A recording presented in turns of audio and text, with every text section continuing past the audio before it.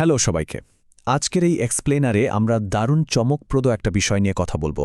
আমরা জানব পৃথিবীর প্রতিটি জীবন্ত কোষ বেঁচে থাকার জন্য আর কাজ করার জন্য ঠিক কিভাবে তাদের প্রয়োজনীয় শক্তিটুকু সংগ্রহ করে। ব্যাপারটা আসলে যতটা জটিল মনে হয় ততটা কিন্তু নয়। আজ খুব মজার আর সিম্পল একটা উদাহরণের সাহায্যে আমরা শ্বসন বা রেসপিরেশনের পুরো বিষয়টা একদম ক্লিয়ার করে ফেলব। তো চলুন শুরু করা যাক। আচ্ছা, শুরুতেই আপনারা একটা বিশাল গেম জোন বা আর্কেডের কথা কল্পনা করুন তো।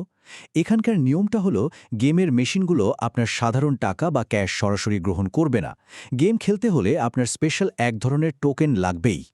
ধরুন আপনি এই আর্কেডে গেম খেলতে গেছেন আর আপনার পকেটে 1000 টাকার কড়কড়ে একটা নোট আছে। আপনি চাইলেই কিন্তু সরাসরি ওই বড় নোটটা দিয়ে গেম শুরু করতে পারবেন না।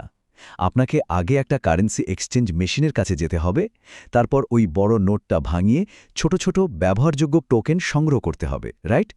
এরপরই কেবল আপনি আপনার পছন্দের গেমগুলো এনজয় করতে পারবেন। মজার ব্যাপার হলো আমাদের শরীরের জীবন্ত কোষগুলো ঠিক হুবহু এভাবেই কাজ করে। এখানে ওই বড় মূল্যে টাকার নোটটা হলো আমাদের শরীরের গ্লুকোজ বা আমাদের খাওয়া খাবার।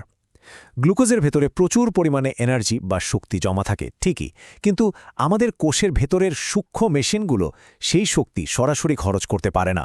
কোষের কাজগুলো বাস্তবে চালানোর জন্য ওই গ্লুকোজকে অবশ্যই ভাঙতে হবে এবং এটিপি বা এটিপিতে রূপান্তর করতে হবে। এই এটিপি বা অ্যাডেনোসিন ট্রাইফসফেট হল কোষীয় দুনিয়ার ব্যবহারযোগ্য শক্তির টোকেন। প্রতিটি সজীব কোষে জীবনের সব কাজ চালানোর জন্য এই এটিপি টোকেনের কন্টিনিউয়াস সাপ্লাই থাকাটা একদম মাস্ট। তো সবচেয়ে ইম্পর্টেন্ট বিষয়টা হলো শ্বসন বা রেসপিরেশন আসলে আর কিছুই না, এটা হলো আমাদের শরীরের সেই নিজস্ব জৈবিক কারেন্সি এক্সচেঞ্জ মেশিন, যা খাবারের জমানো শক্তিকে ভেঙে কোষের ব্যবহারযোগ্য ওই এটিপি টোকেনে কনভার্ট করে দেয়। এখন আমরা দেখব সবাত শোষণ বা অ্যারোবিক রেসপিরেশন, যাকে বলা যায় একটি অত্যন্ত কার্যকর মেশিন। সবাত শ্বসনকে আপনি চিন্তা করতে পারেন একদম প্রিমিয়াম ক্যাটাগরির একটা হাইলি এফিশিয়েন্ট এক্সচেঞ্জ মেশিন হিসাবে। ধরুন এমন একটা মেশিন যেটা সরাসরি মেইন লাইনের সাথে কানেক্টেড, আর এটা তখনই কাজ করে যখন একে একটানা নিরবিচ্ছিন্নভাবে অক্সিজেন সাপ্লাই দেওয়া হয়। অক্সিজেন ছাড়া এই মেশিন একদম অচল। জীববিজ্ঞানের ভাষায় এটাই হলো সবাত শোষণ। এই প্রসেসটা মুক্ত অক্সিজেন ব্যবহার করে গ্লুকোজকে পুরোপুরি জারিত করে বা একদম ভেঙে ফেলে, যার ফলে গ্লুকোজে জমানো শক্তির প্রায় পুরোটাই আমরা পেয়ে যাই। আমাদের মতো প্রাণী, গাছপালা সবার শরীরেই কিন্তু দিনরাত 24 ঘন্টা এই সবাত শোষণই চলতে থাকে। আর এই মেশিনের সবচেয়ে ক্রেজি পার্টটা কি জানেন? এর বিশাল পে আউট। যেহেতু সবাতের শ্বসনে গ্লুকোজ পুরোপুরি ভেঙে যায়, তাই একটা মাত্র গ্লুকোজ অণু থেকেই আমাদের কোষ এক ধাক্কায় 36টা এটিপি টোকেন পেয়ে যায়। জাস্ট ভাবুন, এটা কোষের জন্য কত বিশাল একটা এনার্জি।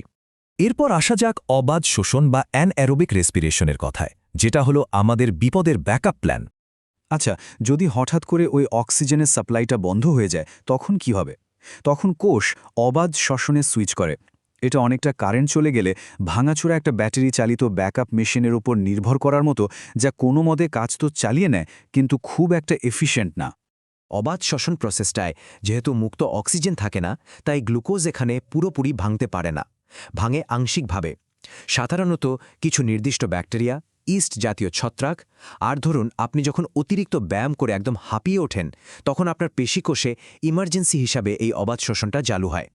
যেহেতু এখানে অক্সিজেন নেই আর ভাঙনটাও অসম্পূর্ণ, তাই এই ব্যাকআপ মেশিনটা ওই একই গ্লুকোজ অণু থেকে অনেক কষ্টে কোনোমতে মাত্র 2টা এটিপি টোকেন বের করে আনতে পারে। 36টার তুলনায় মাত্র 2টা। বুঝতেই পারছেন, এটা খুবই সামান্য একটা পরিমাণ। এবার শক্তির প্রাপ্তির তুলনাটা একটু দেখে নেওয়া যাক। পার্থক্য বোঝাটা এখানে খুব জরুরি। দুটো প্রসেসের মাঝে বিশাল পার্থক্যের বিষয়টা এখন একদম ক্রিস্টাল ক্লিয়ার। একদিকে অক্সিজেনের উপস্থিতিতে আমরা পাচ্ছি 36টা টোকেন, আর অন্যদিকে অক্সিজেনের অভাবে পাওয়া যাচ্ছে মাত্র 2টো টোকেন। এফিসিয়েন্সির আকাশ পাতাল তফাৎ যাকে বলে। তার মানে দাঁড়াচ্ছে, একটা কোষে অক্সিজেনের উপস্থিতি আসলে ফাইনালাইজ করে দেয় যে কোষটা কি বিশাল এক শক্তির ভাণ্ডার পেতে যাচ্ছে, নাকি শুধু কোনো মতে বেঁচে থাকার জন্য সামান্য একটু এনার্জি পাবে। মানবদেহ বা উন্নত প্রাণীগুলো কেন অক্সিজেনের অভাবে বেশিক্ষণ বাঁচতে পারে না, সেটা নিশ্চয়ই এখন বুঝতে পারছেন। আমাদের ব্রেন তো আর ওই মাত্র 2 অণু এটিপি দিয়ে তার বিশাল কাজকারবার চালাতে পারবে না, তাই না? সবশেষে চলুন দেখে নিই পুরো বিষয়টার একটা বৈজ্ঞানিক সারসংক্ষেপ। এতক্ষণ তো আমরা আর্কেড আর টোকেন নিয়ে অনেক কথা বললাম। এবার যদি একেবারে মূল পাঠ্য বইয়ের ভাষায় বলি, যে জৈব রাসায়নিক প্রক্রিয়ায় জীবকোষস্থ জটিল জৈব যৌগ জারিত হয়ে ওই জৈব যৌগের সঞ্চিত স্থিতিশক্তি রূপান্তরিত হয়ে গতিশক্তি বা রাসায়নিক শক্তিতে পরিণত হয়, তাকেই শ্বসন বলে। খুব সিম্পল কথায়, ওই বড় নোটের ভেতরে আটকে থাকা শক্তিটাকে ভেঙে দৈনন্দিন কাজের ব্যবহারযোগ্য শক্তিতে রূপান্তর করাই হলো শ্বসন। এবার একটু ভেবে দেখুন তো, আপনাকে সচল আর জীবন্ত রাখার জন্য এই অসাধারণ জৈবিক কারেন্সি এক্সচেঞ্জ প্রসেসটা আপনার শরীরের ভেতরে প্রতিটা সেকেন্ডে কিভাবে কাজ করে চলেছে। আপনি শ্বাস নিচ্ছেন, আর সাথে সাথে কোষগুলো সেই অক্সিজেন কাজে লাগিয়ে ৩৬টা করে এটিপি টোকেন তৈরি করছে। ব্যাপারটা রীতিমতো অবাক করার মতো, তাই না? কে জানে এইমাত্র আপনার শরীরে যে টোকেনগুলো তৈরি হলো, সেটা এখন ভেতরের কোনো জাদুকরী প্রক্রিয়াটাকে সচল করতে যাচ্ছে। আজ তাহলে এই পর্যন্তই। আশা করি শ্বসনের এই কনসেপ্টটা এখন আপনাদের কাছে একদম জলের মতো পরিষ্কার।